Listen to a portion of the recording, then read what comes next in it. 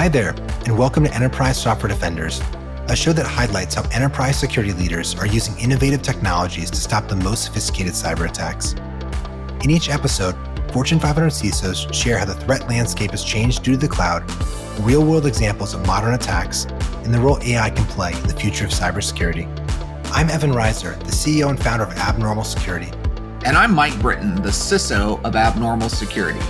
Today on the show, we're bringing you a conversation with Jeremy Smith, Vice President and Information Security Officer at Avery Dennison.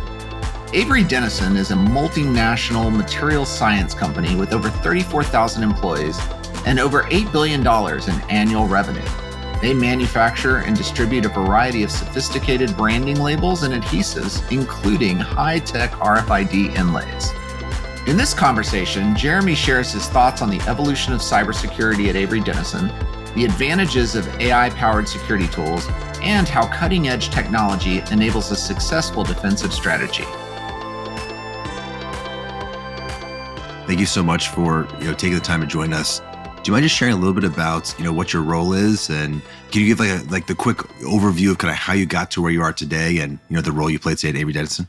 Yeah, sure. So I am the VP and Information Security Officer. I've been with Avery Dennison for 10 years now. I started off with Avery leading the security operations team. But prior to that, and throughout my career, I've worked in a lot of different industries, a lot in the finance space, more in the infrastructure side. And then I've even had a short claim to fame in security at an early social media company called MySpace. So I have spent a lot of time in kind of both heavily regulated industries and infrastructure that kind of led well to moving over into the security space with Avery Dennison. You've worked in information security for a long time. At what point did the light bulb go off where you felt like inspiration or motivation or passion to work in security? I think it was really probably 3 years into my time at Avery Dennison.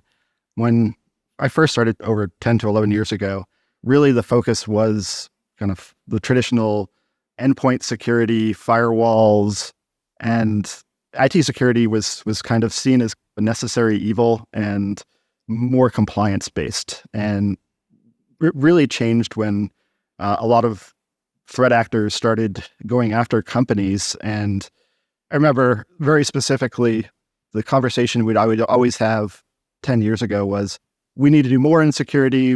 There's a lot of areas that we need to improve on. And the answer was always, who's really going to go after a company that makes adhesives, right? It just wasn't any motivation, they thought, for threat actors to go after a company like ours. I mean, we do have intellectual property, so that was one piece, but the game really changed when the monetization, it was for the threat actors to go after anyone with pockets. And when with that, it really changed our need to defend, our need to communicate with our leaders around the importance of security. And then also just really to up our game in terms of not just doing it for our compliance sake, but to look after all these new threats that were coming out and really kind of create more of an ecosystem of cybersecurity rather than just point products that were kind of protecting the perimeter. In the manufacturing sector, safety is always considered a very high level of awareness around it. Obviously, the safety of our employees is very important, and we're trying to elevate cybersecurity to even to that level, where it's thought of just intrinsically in everyone's daily life of just doing the right things around cybersecurity. So it's changed quite a bit from the oversight within our company to even now trying to get our employees even more aware and understanding of the threats that are out there. Jeremy, it'd be great because maybe not all of our audience knows who Avery Dennison is. Can you maybe just give us a brief overview of what your business does? Yeah, it's interesting. Avery Dennison, whenever I start off talking about Avery Dennison, people bring up the Avery labels that you would buy at Staples. And the really interesting part about that is that we no longer own that company. We sold it off maybe about 8 years ago. So we have two main business units. One is called our materials group business, where they're actually making large rolls of adhesive used to everything from wine, beer labels to really anywhere that adhesive is needed. And then our other business unit is called Solutions Group. And that's much more of a conglomerate of other, mainly focused on apparel. So all the tags and labels in apparel and RFID. We're one of the largest RFID manufacturers in the world, and that's a big growth business for us. And where we're really going, if you combine both kind of the adhesive business and our RFID capability, is being really the connection between physical and digital. So we are on most products in the world, and we feel like we're in a really unique position to have item level identification across the board for things that never had it before. So traditional materials business really going into this digital world because of the unique capabilities that we have and just our history. I mean, we've been around for 80 years. Actually, I think it's coming up on 90 years now as a company. So with that too, as you can imagine, we have a lot of a history of legacy of technical debt, et cetera. But now really going for the next chapter of the company to really become fully digital. So one of the things I always love to ask is, every organization is different. What are some of the unique aspects of your cybersecurity program at Avery that somebody that isn't an insider might not appreciate or might not be aware of? Yeah, I would say one of the unique pieces of our cybersecurity organization is really our security stack and the fact that we really got involved in some very cutting edge technology pretty early. Now, and Abnormal is definitely part of that story. I think very early, we met with Sanjay and had discussions about our need, and we didn't have kind of a traditional security email gateway because Google was doing a fairly decent job of kind of that perimeter email security. So in addition to that, I mean, we were very early customers of Wiz and Armis, and because of that, we've been able to partner with companies that were at the startup phase, give them insights into our needs, and even kind of work with them to really create best in class products. So I feel very fortunate that our team has had that capability of working directly with product managers and technology startups in the cybersecurity space to meet our needs, as well as to develop some pretty cool companies that have come up. So maybe kind of switching gears to how what's evolved right in cybersecurity. I think without a doubt we're on this exponential growth rate of technology capability across the board.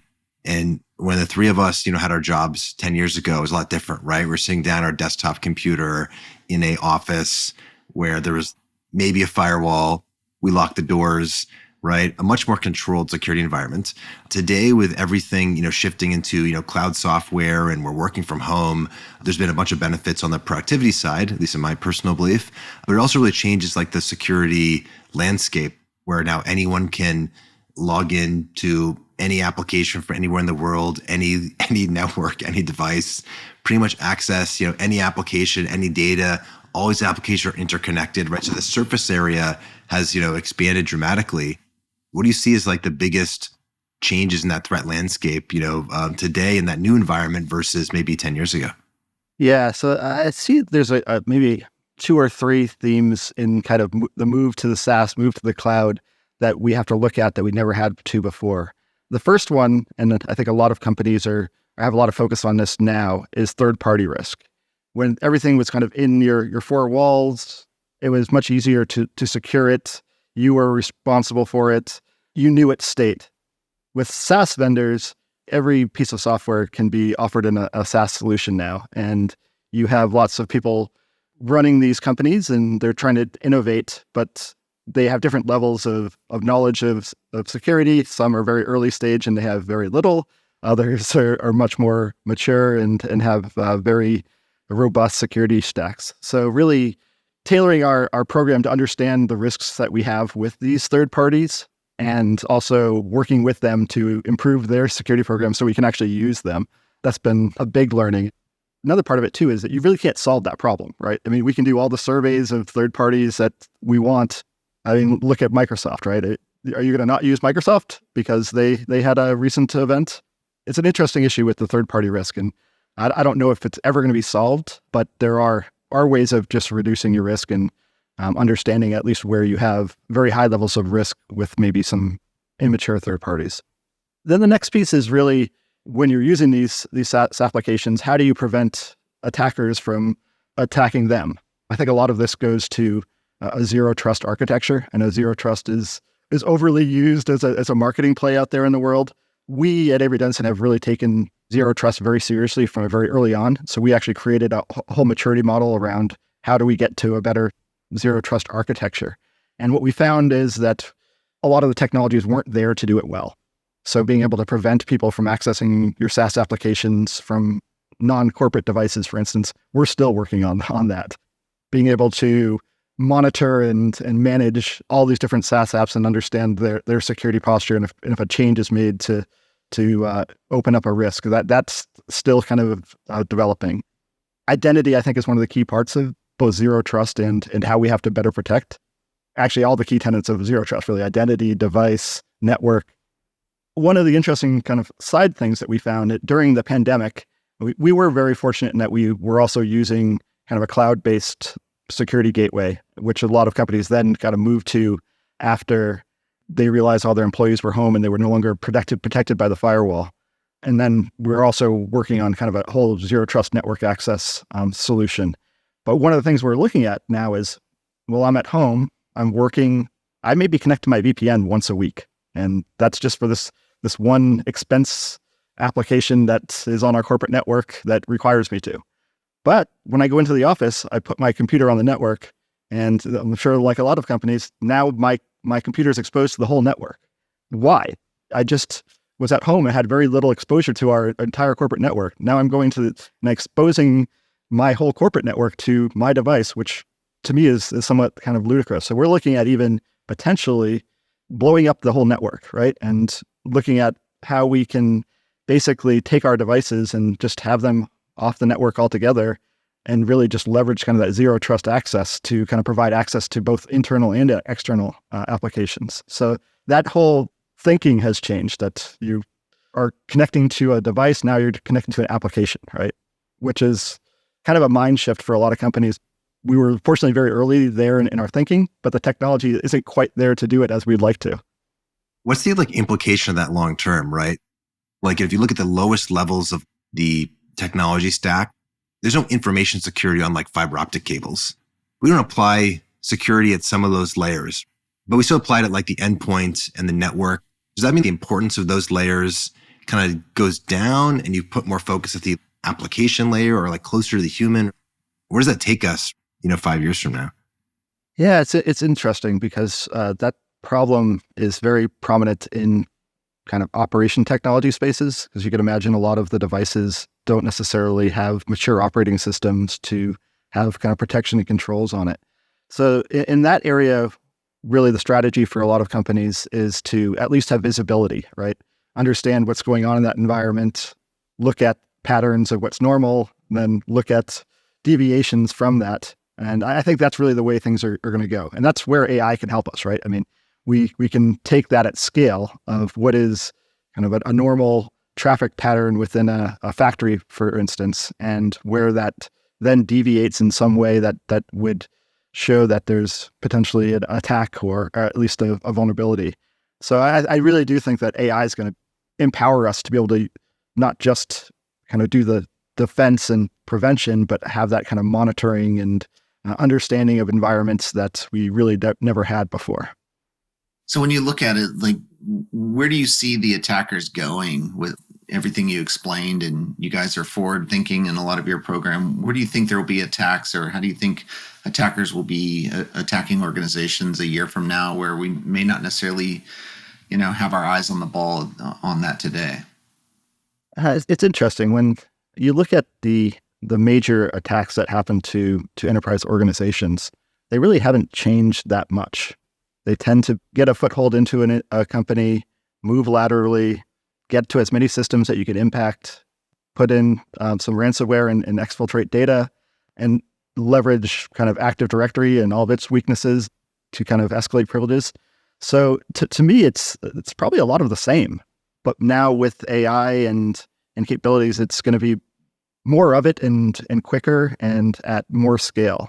I could imagine that just understanding a company's doing that initial discovery and doing that kind of attack surface discovery for attackers, it's just going to be so much simpler with AI, right? I mean, you can do an investigation of a whole C-suite in seconds with an AI chatbot, where before you'd have to go to a website and crawl it and search. Now you can just find out so much information just at the touch of your fingertips, and the speed that the attackers are going to be able to leverage with AI is going to have to be combated with us as defenders using that same kind of technology to do the defense. I mean, yeah, there's going to be additional attacks using things like deep fakes and all of that, but I think at large, people are going after where the money is, and it's going to be to cause as much impact as possible as they're already doing. There's two things you said I want to kind of follow up on. So one is something you said about attacks in some ways haven't really changed, right? Which I agree, right? Criminals still trying to steal money, steal data. It's kind of the same objectives, right?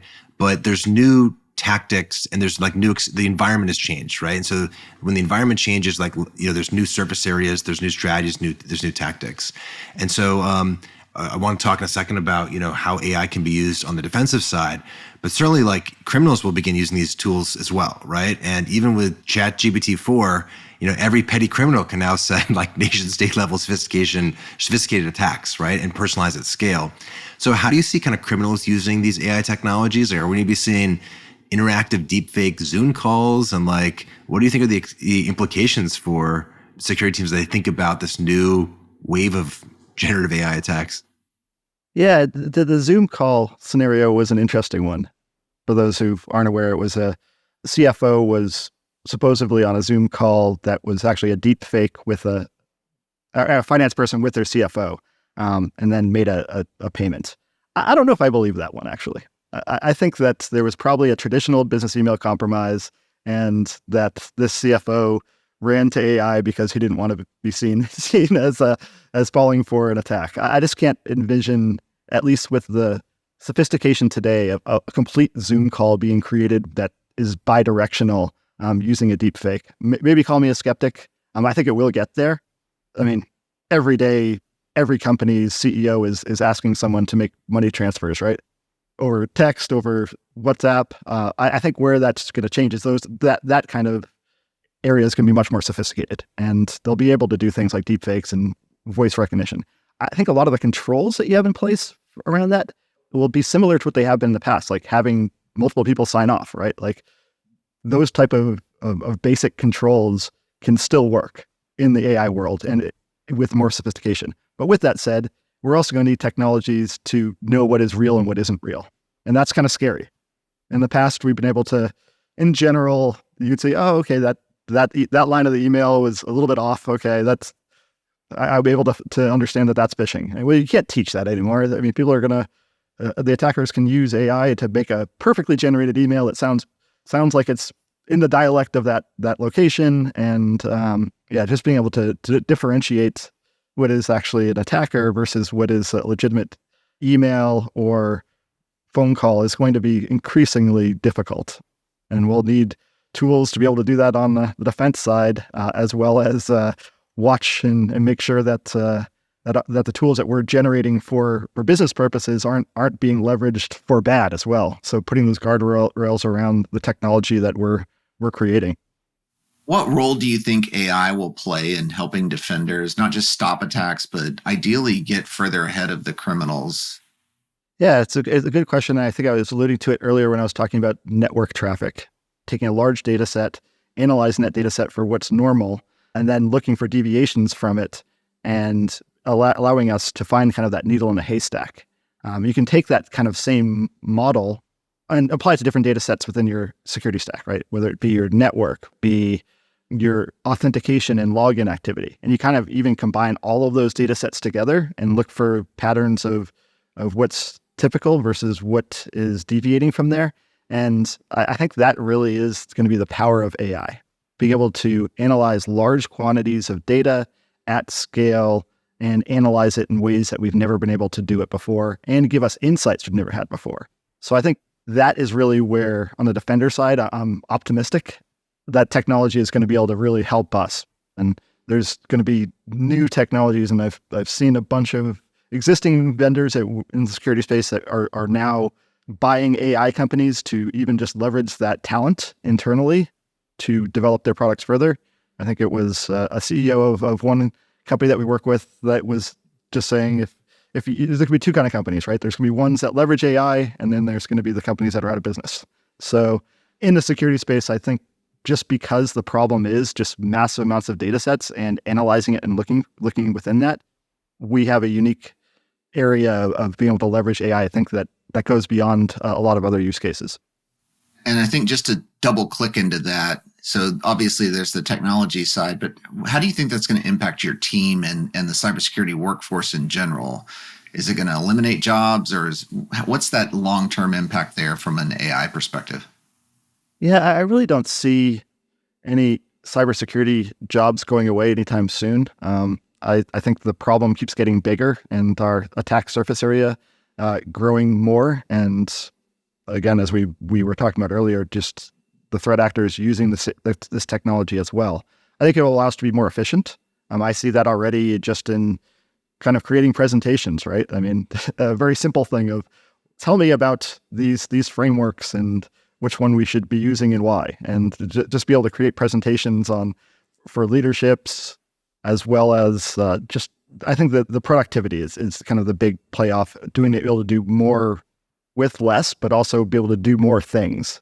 It's really going to be the difference in the cybersecurity space. And we will need to have upskill, right? I mean, I think that leveraging AI, while there'll be some people who are just using it as a chat bot and providing feedback, et cetera, it is going to be a change in how we work. So it's not going to be kind of traditional looking at alerts. It's going to be understanding data sets and be able to dig into it deeper. And I'm going to be looking for people like Evan to help me with this, to create new companies to help solve this problem, because obviously being an enterprise, our focus isn't purely on cybersecurity. It's to make products, and we're going to be needing to rely on some smart people and smart partners to help us defend and leverage this technology against the threat actors. All right, so Jeremy, we have like 7 more questions in our notes here about AI, but we are a little short on time. So I wanted to maybe skip to our kind of lightning round, right? Just for the last 5 or so minutes. So we just had like a handful of questions and looking for like the one tweet response, right? Some of these questions deserve like 10-page essays, so forgive us in advance if they're a little bit tricky. But Mike, do you maybe want to kick it off for us? Sure. So what would be the one piece of advice you might give to somebody stepping into their first CISO job? What they might maybe overestimate or underestimate about the job? I would say the first thing is learn and sit back and learn about the environment, learn about the culture of the company before going in and trying to make massive changes right away. You have to be able to work with the culture of a company in order to influence change. And I think that was I was fortunate, and I was with Avery Dennison beforehand, before becoming the head of security here, but I have seen a number of leaders go into companies and want to make big changes really quickly. And you have to learn the culture and the environment you're working in before you can put your stamp within that company. So Jeremy, I've worked in applied AI for 15 years. I read like half the white papers that come out. I feel like I'm always behind on like new technology. So I have to imagine if I was, a security leader or a security analyst, and I'm dealing with criminals trying to break in 24/7, it might be difficult to stay up to date with, given how fast technology is changing. Any advice for, some of your peers who are, trying to stay up to date on both, the rising security challenges related to AI or maybe AI technologies, while weeding through all the kind of marketing hype and fluff? Like, how do you, what would be your advice about how people to sort the signal from the noise? Yeah, that's a difficult problem. And I would say if you go on Twitter, which now X, and you rely on that, you're going to get some good information, but you're also going to see things that are way over the hype cycle that just really aren't prime time. I would say working with your existing vendors and understanding their roadmaps and asking them how they're going to be leveraging AI is key, as well as just being out there, right? I mean, meeting with other heads of security. I am in a number of roundtable groups and keeping on top of what they're seeing and what we're seeing, and then working with our vendors to help solve those problems, I think has been really useful for us. And then also just seeking out some new innovative vendors and having some time just on your schedule to keep up to date on what is the latest trends and new companies out there and problems that they're solving. I wouldn't spend all your time there, but it is very useful because we've been very fortunate to be able to work with some very innovative startups and really help better our security posture. On the more personal side, what's a book that you've read that had a really big impact on you and why?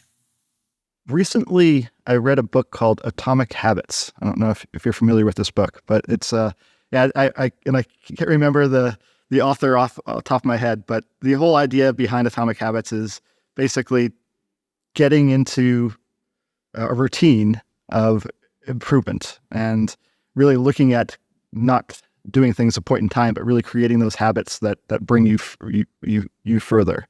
It seems so simple, right? Like you do the same thing every day, you're going to get really good at it. A lot of people don't realize that, right? Like if you look at some of the startups in the security market, and you're like, oh, wow, they came out of nowhere. Well, then you look at the history of the founders of those companies and you realize that they've been doing this for years, right? And it's because they've had those atomic habits of doing that same thing over and over again. And if you rinse and repeat and you do it a lot, you're going to be really good at it. And that's something I think that's overlooked. Just spending time and doing the hard work is really what leads to success in the long term. What's future cyber technology are you most excited about? Yeah, I mean, it's definitely AI, right? I mean, how could it not be? It is AI in both in the products and tools we already use, and then also like if I look at like SIM, right? Like that is a place that should be disrupted and needs to be disrupted.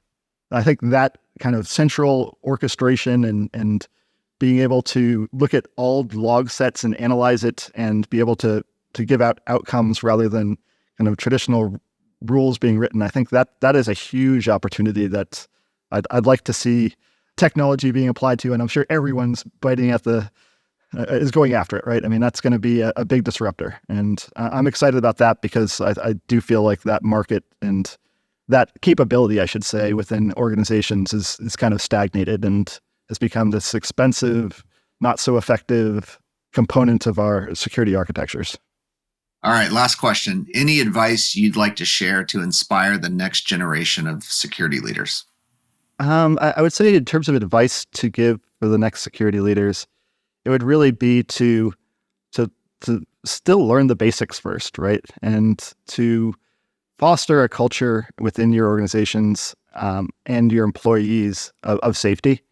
My employees know that they can fail and there'll be forgiveness as long as it was done in a way that was not malicious and so really fostering a culture within your security organization, I think, is so key. And I've been very fortunate that we have a very diverse team, global team, and really because of that, we've been able to have a culture where all different inputs and thoughts have been able to rise and help us. So really driving that culture within your team of both success, but also willingness to accept failure, I think is been one of the keys to what I've seen in my success and working with my team in Avery Dennison. Jeremy, thank you so much for making time. Great to see you and looking forward to chatting again soon. Thanks, Jeremy. I mean, you really had some very insightful points that you made, and it's great learning, what you guys are doing at Avery Dennison, and anyone that listens to this can't help but walk away inspired. Thank you very much for having me here. It's been a real pleasure to talk to you about the future of cybersecurity and all the risks that we're going to see with AI, but also all the opportunities we have. And it's always an enjoyable experience to talk with colleagues. That was Jeremy Smith, Vice President and Information Security Officer at Avery Dennison. Thanks for listening to the Enterprise Software Defenders podcast. I'm Mike Britton, the CISO of Abnormal Security. And I'm Evan Reiser, the CEO and founder of Abnormal Security. Please be sure to subscribe so you never miss an episode. You can always find more great lessons from technology leaders and other enterprise software experts at enterprisesoftware.blog. This show is produced by Josh Meir. See you next time.